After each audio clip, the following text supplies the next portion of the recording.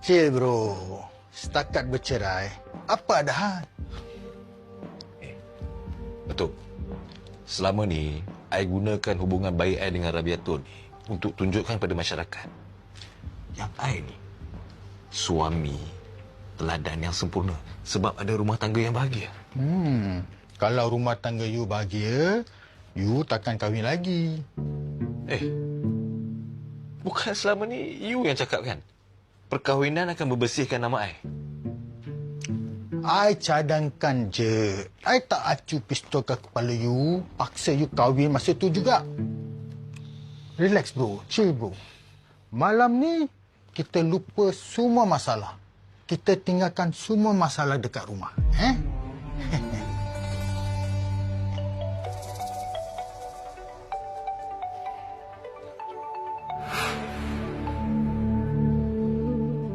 Nampaknya macam you dah kena ikat dengan bini muda you tu. You jangan bagi dia naik kepala tahu. Malam ni kita enjoy. Kita chill.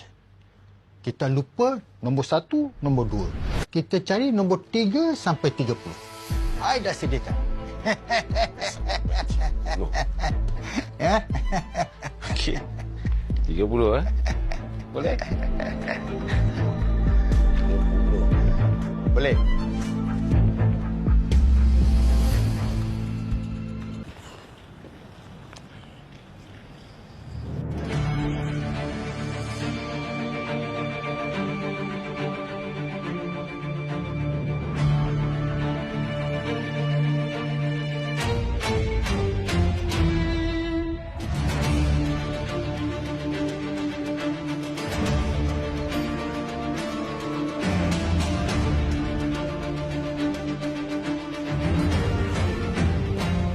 Habislah kau, Ustaz.